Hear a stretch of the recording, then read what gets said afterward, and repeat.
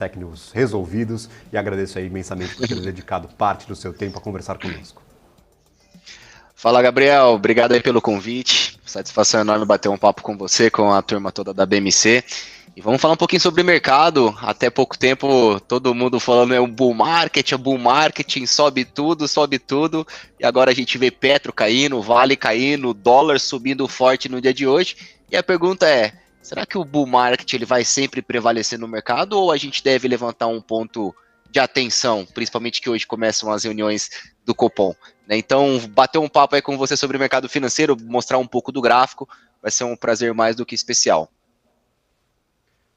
Maravilha, inclusive eu já mencionava, eu comecei essa semana falando, cuidado com a semana de Copom, de resultado, de dado internacional, que a gente nunca sabe para onde que o mercado brasileiro vai ir. Ontem foi um dia otimista, tá? Todo mundo soltando fogos, tá? Todo mundo alegre aqui com a nossa bolsa de valores. Subimos e descemos, durou um dia aí essa festa. Voltamos aí ao patamar praticamente de abertura do dia de ontem. O que a gente pode tirar deste movimento? É realmente a volatilidade do mercado? É a semana que está pesada? Ou o Ibov ali já está chegando num momento de perda de força, já não está conseguindo manter aquele ritmo de alta?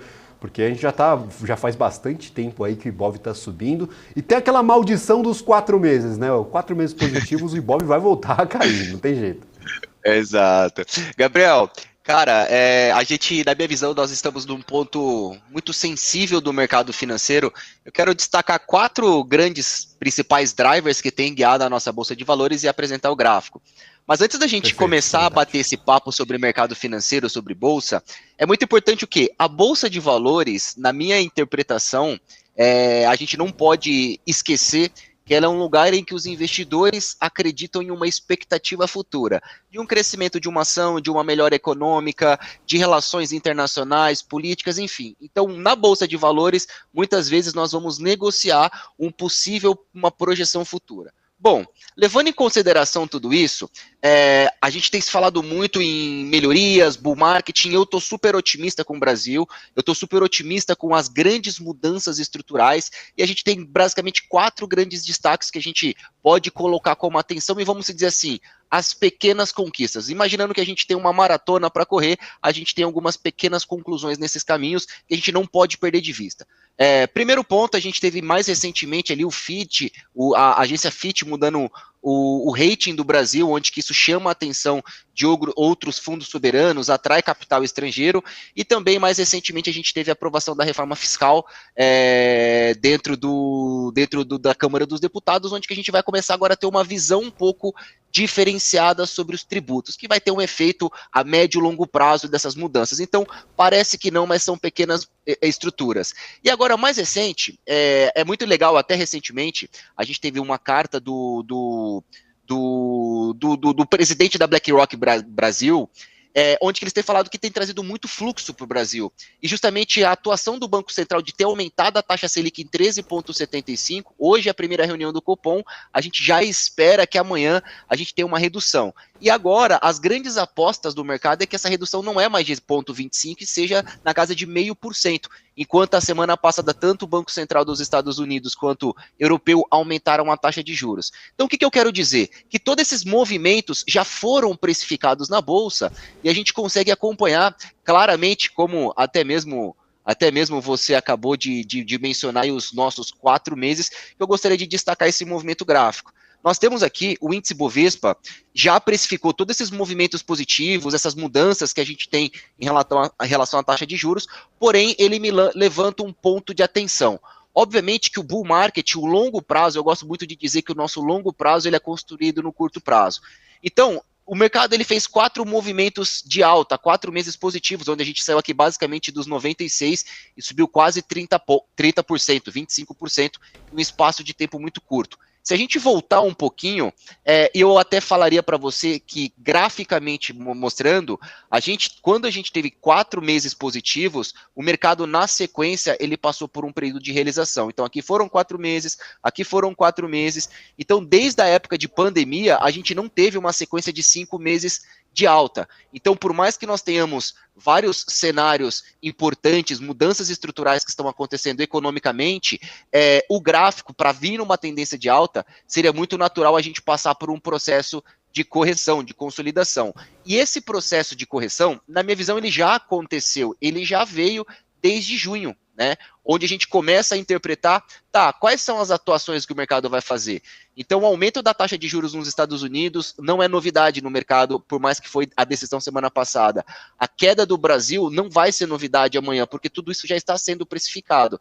Agora, o grande ponto é como que o mercado financeiro ele vai projetar.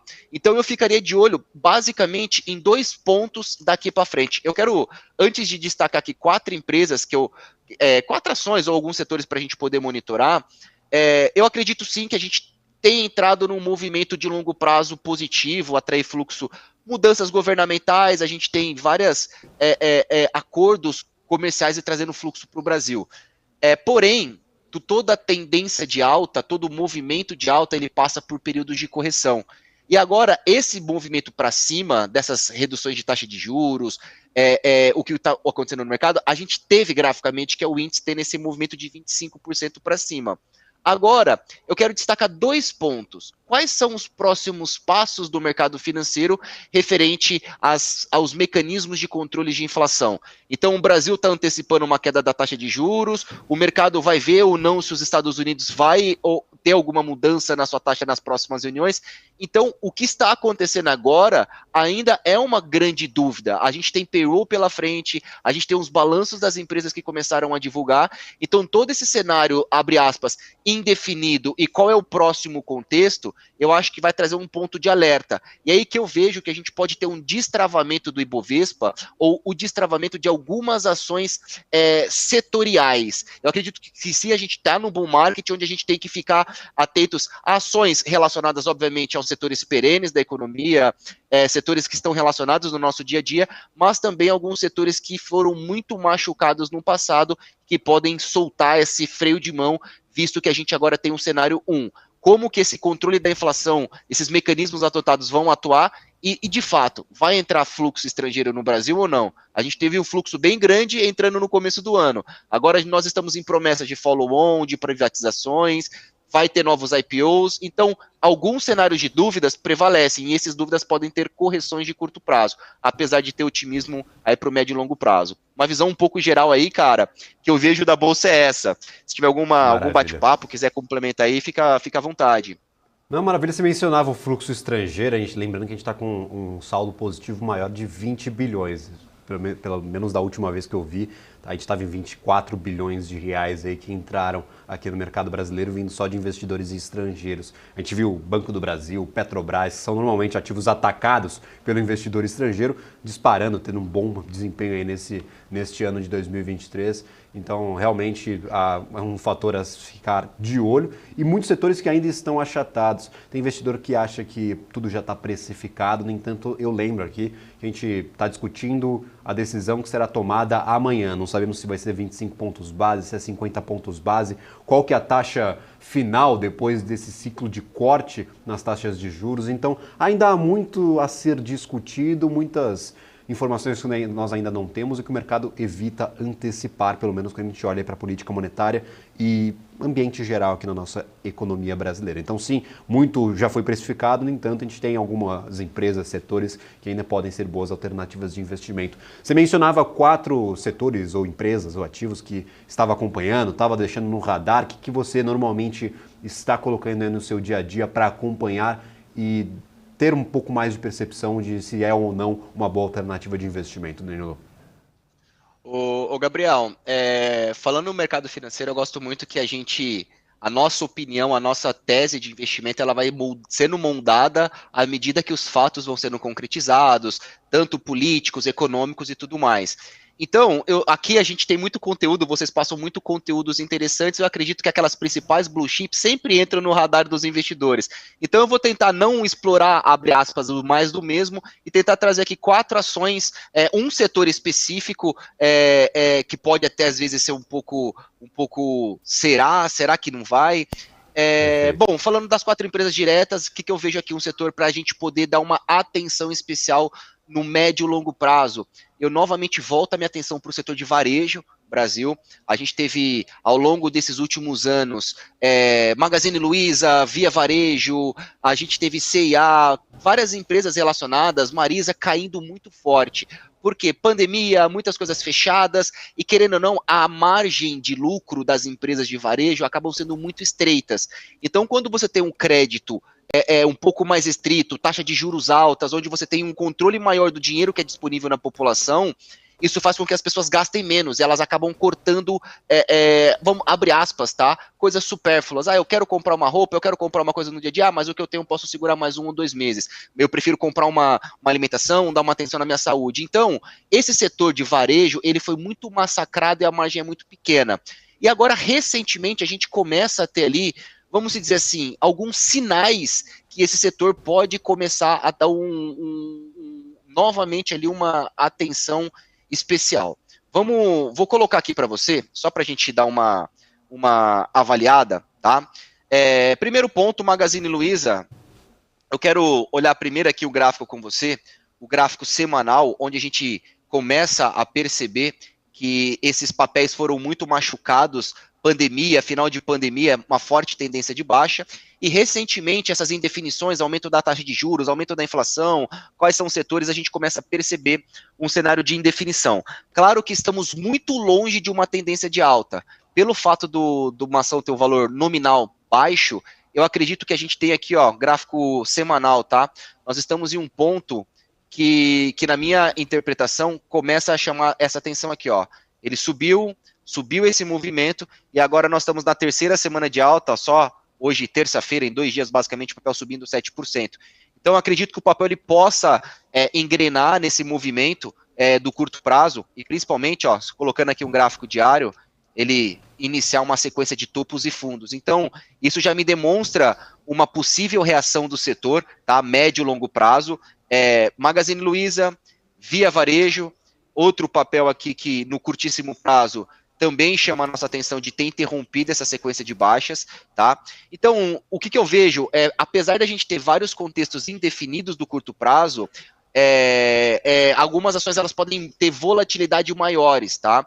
E rapidinho, só para a gente não fugir, eu falei sobre Via Varejo, Magazine Luiza, e falar uma outra aqui que está no meu radar do setor também, Alpargatas, que é uma ação que me chama muita atenção. Olha aqui o gráfico semanal, a ação ela veio numa sequência muito forte de queda, e o que me chama a atenção é que ela interrompeu aqueles movimentos grandiosos. E na minha visão, ó, a Alpa 4, ela pode estar no momento de início aqui de uma nova tendência. Então, o que eu quero dizer com isso? A gente falou dos próximos passos, que é como que, de fato, esse controle, esse mecanismo da inflação vai reagir na prática. Então, agora, a gente conseguindo destravar o consumo, a gente conseguindo destravar a taxa de juros caindo, o primeiro reflexo que a gente vai ter, abre aspas, é na ponta final, as pessoas, o trabalho voltando, as pessoas gastando, voltando a comprar coisas supérfluas, e naturalmente vai refletir nessas empresas relacionadas a varejo. Então, esse é o meu contexto aqui dessas 3 ações, e por último, não menos importante, eu acredito que o nosso setor aqui agropecuário, o nosso setor agro como um todo, que é o carro-chefe do nosso PIB, queria chamar a atenção aqui, principalmente do curto prazo, das ações da Agro3, tá? Brasil Agro, a ação trabalha num canal de alta, e ela fixando acima desses R$26, eu acredito sim que teríamos um potencial dela namorar esses patamares de R$30. Estamos falando aqui de um upside de curto prazo de 13%, tá? Então, maravilha. A minha alerta, resumo final aqui, o Ibovespa, 4 meses consecutivos de alta, a gente tem ali um bull marketing legal, temos várias notícias, vários assuntos importantes que estão divulgando, mas aquela cautelinha do curto prazo, aquele cenário de alerta ali, eu acho que é muito prudente para o investidor, principalmente dessas jogadas indefinidas do curto prazo. Aquela máxima do investidor, tem que ter fé cega e pé atrás. O meio termo entre esses dois você vai conseguir operar no mercado financeiro brasileiro. Eu não ia fazer uma última pergunta, mas eu não deixei de notar aí que você está utilizando o Profit para dar esses panoramas de mercado. Eu utilizo aqui o Profit todos os dias, é quem me acompanha no nosso BMC Stock, é de onde eu tiro as minhas informações. A gente tem uma atualização aí por vir, eu já estou testando algumas funcionalidades do Profit Ultra, não sei se está por dentro. Tem alguma nova função, alguma nova ferramenta que lhe salta aos olhos, que vai lhe ajudar aí no seu dia a dia? Eu estou testando aqui algumas, estou tentando colocar aqui no meu dia a dia, inclusive, que é muita informação nova, que vai ser bem utilizada aqui nas nossas atualizações de mercado diárias. Boa. Gabriel, eu sou uma pessoa que eu estou no mercado há 14 anos e desde o início da minha jornada analógica, o Profit sempre acompanhou a minha jornada e principalmente quando eu comecei a desenvolver um pouco mais sobre performance, recentemente até fiz uma prova de Ironman, e é muito legal desse movimento da minha vida pessoal com essa parceria de longo prazo com a Analógica, que eles me chamaram, estou por dentro sim, a gente tem algumas atualizações do Profit Ultra, que é justamente a gente dar cada vez mais ferramentas que vão fazer o trader tomar decisões mais objetivas, ter mais performance. Então, mecanismos específicos, informações específicas naturalmente melhoram o nosso dia a dia. Então, é apertando aqueles parafusos e a Analógica sempre inovando. Então, cara, eu tô super feliz, tem algumas coisas eu acho que eu não posso falar muito ainda do que tá por trás, mas algumas atualizações estão vindo muito legais, e o que eu queria dar como destaque, principalmente na parte de você operar mercado, que é a parte de replay de múltiplos ali, que é justamente você poder, cara, tô aqui operando a Bolsa de Valores, eu quero simular movimentos em momentos específicos, eu quero ver como que foi o mercado em datas específicas, agora você consegue colocar mais do que 3 ativos, 4 ativos, você pode colocar até 5 ativos ali e simular um pregão. Então esse é um dos pequenos detalhes para você poder acompanhar. Então, cara, tem cada vez mais mecanismos tecnológicos que vai colocar a ferramenta para deixar a performance nossa lá em outro nível. Então, tô usando aqui muito o Profit Chart, sempre usei o Profit, agora o Profit, a versão Ultra que virá. Estou muito ansioso para esse evento de lançamento. Maravilha, estamos todos ansiosos. Lembrando aí para você, investidor que nos acompanha pelo Profit, já que tem a programação da BMC News lá por dentro, então tá assistindo a gente, tá operando, tá aí buscando informações para fundamentar as suas decisões de investimento. Também fique de olho nessa atualização desse novo produto, nesse Profit Ultra. Danilo, muito obrigado pela participação, é sempre um prazer receber aí os melhores profissionais do mercado na nossa programação e, claro, já deixo as portas abertas, já deixo o convite para novas participações. Obrigado, Gabriel. Um abraço para todos da BMC, boa programação para vocês e um ótimo mês de agosto para todos nós.